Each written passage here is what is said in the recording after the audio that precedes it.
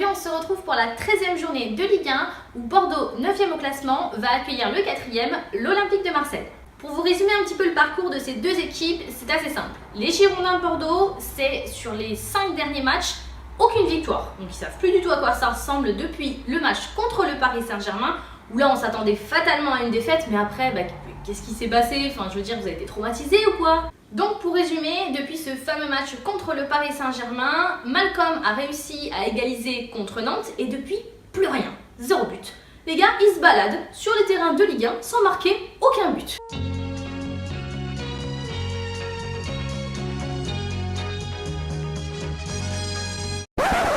Si à la limite ils avaient rencontré Manchester City ou le Bayern, je dis pas. Mais là, Amiens et Rennes, sérieux, franchement. En termes de possession de balle en plus, c'était pas entièrement dégueulasse. Les mecs ils dominaient, ils jouaient, on va pas dire que c'était ouf, mais bon, c'est pas comme s'ils avaient la tête sous l'eau. Tiens, d'ailleurs, en parlant de tête, sympa cette petite déviation sur corner tout l'allant. Mais bon, la prochaine fois, abstiens-toi, franchement, tu vas vraiment finir par faire couler ton équipe. Bon, allez, c'est pas grave. Trêve internationale oblige, pas mal de joueurs des Girondins de Bordeaux sont restés au repos pendant 2 semaines, hormis ceux qui ont eu la chance de partir avec leur sélection et qui, pour certains, ont eu l'opportunité de voir leur sélection se qualifier pour la Coupe du Monde 2018. Je pense notamment à Sabali avec le Sénégal et les Rageurs avec le Danemark. Au niveau des absents, Gaëtan Laborde ne fait toujours pas partie du groupe en raison de sa blessure au pied. Donc là, il ne sera pas avec les Girondins de Bordeaux jusqu'à la trêve hivernale au moins, et peut-être même plus parce qu'on parle souvent de transfert à propos de l'attaquant. Sankaré et Jovanovic sont tous les deux suspendus pour ce match, donc là ce sera l'occasion pour Jocelyn Gourvenec de changer un petit peu son système de jeu en espérant que ce soit un petit peu plus fructueux que ces derniers matchs. Du côté de l'Olympique de Marseille, c'est une équipe en pleine bourre qui va se présenter au Matmut Atlantique. Seul petit bémol au tableau, c'est la défaite contre Guimarães en Ligue Europa. Mais on va pas continuer à polémiquer là-dessus parce que tonton Patoche il doit être pas loin là sur Instagram s'il est pas en train de tracter un 4-4.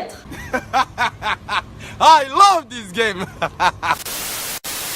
Donc on va plutôt se concentrer sur leur performance et forcément on retient la victoire écrasante contre Caen.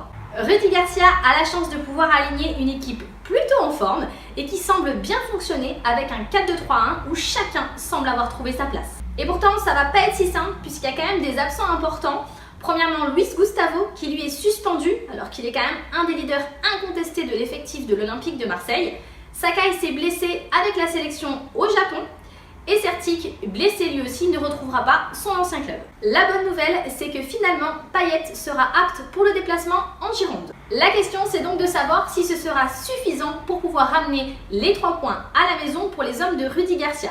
Parce qu'effectivement, lorsque les Girondins reçoivent l'Olympique de Marseille à la maison, c'est 40 ans d'invincibilité pour les Marinés Blancs. Donc on s'attend ce dimanche soir à un énorme choc pour ce match et à un record d'affluence au Matmut Atlantique. Donc ça c'est la bonne nouvelle pour les Girondins qui voient rarement leur stade plein, malheureusement. Donc on espère qu'il y aura une pression positive pour les Marinés Bleus. Du côté des Marseillais, ils vont eux essayer de poursuivre sur leur bonne lancée. Au niveau des cotes, on a une victoire de Bordeaux cotée à 2,30, un nul à 3,45 et la victoire de l'Olympique de Marseille est cotée à 3,10. Et le petit suspense du week-end, c'est de savoir si, à nouveau, l'Olympique de Marseille va pouvoir nous offrir ce dimanche soir un petit but en clair. Allez, je vous souhaite à tous un bon week-end, les Dopidop. Ciao, ciao!